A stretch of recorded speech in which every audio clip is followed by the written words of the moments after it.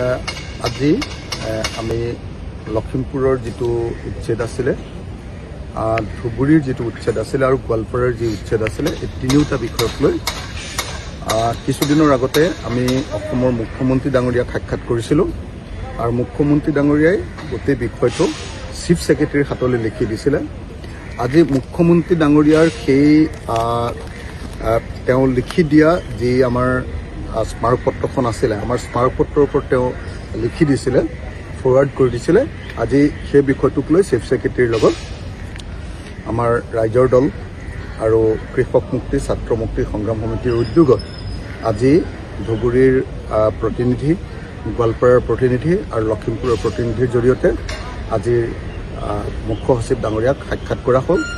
মুখ্য সচিব ডাঙৰীয়াক কেটেগৰিকেলি কোৱা হ'ল যে লখিমপুৰত যিখিনি আমাৰ খিলঞ্জীয়া ভূমিপুত্ৰক উচ্ছেদ কৰা হৈছে তেওঁলোকৰ যিমান মাটি উচ্ছেদ কৰা হৈছে তাৰ সমান পৰিমাণৰ মাটি অন্য ঠাইত দিব লাগে। আনহাতে খ্ৰীষ্টিয়ান 20 ঘৰকো তেনেকৈ ধৰণে কৰিছিলে আদিবাসী তেওঁলোককো ক্ষতিপূৰণ দিবলৈ কোৱা হৈছে। ঠিক তেনেকৈ আন মুছলমান যিসকল লোক আছিলে তেওঁলোককো আটাইবিলাককে আমি যাতে অতি সোনকালে তেওঁলোকক এটা বিকল্প ঠাইত মাটি দি তেওঁলোকে যাতে ঘৰ বনাই থাকিব পাৰে ঘৰ বনাবৰ কাৰণে এটা গভৰ্ণমেণ্টৰ পিনৰ পৰা ওৱান টাইম ফাইনেন্সিয়েল এছিষ্টেণ্ট দিবৰ কাৰণে আমি দাবী কৰিছোঁ। দ্বিতীয়তে গোৱালপাৰাৰ ক্ষেত্ৰত আমাৰ ইতিমধ্যে পাইকান নামৰ অঞ্চলটোত উচ্ছেদ কৰিছে য'ত এজন মানুহক গুলীয়াই হত্যা কৰা হৈছে আৰু আপোনাৰ এখন বিলত কি বুলি কয় হাছিলা বিলত উচ্ছেদ কৰা হৈছিলে। সেই হাছিলা বিলৰ উচ্ছেদৰ দুইটা বিষয় আলোচনা কৰা হ'ল, দুইটা বিষয় তন্নতন্নকৈ কোৱা হ'ল আৰু তন্নতন্নকৈ কোৱাৰ পাছত মুখ্য সচিব ডাঙৰীয়া তাত পুলিচে যে এতিয়া মানুহবিলাক খেদি আছে সেইটো বন্ধ কৰিবলৈ দাবী জনোৱা হ'ল। মুখ্য সচিবে লগে লগে সেইটোক ৰেছপন্স কৰিছে।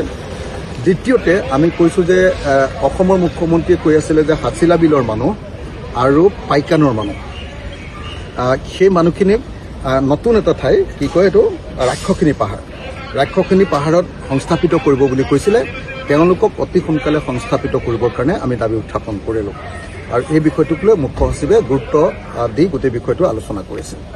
তৃতীয়তে আপোনাৰ ধুবুৰীৰ আমি চাপৰ অঞ্চলত যিটো উচ্ছেদ হৈছিলে সেই উচ্ছেদৰ তিনিটা ধৰণৰ মাটি আছিলে। এটা হ'ল ম্যাদী পট্টাৰ মাটি।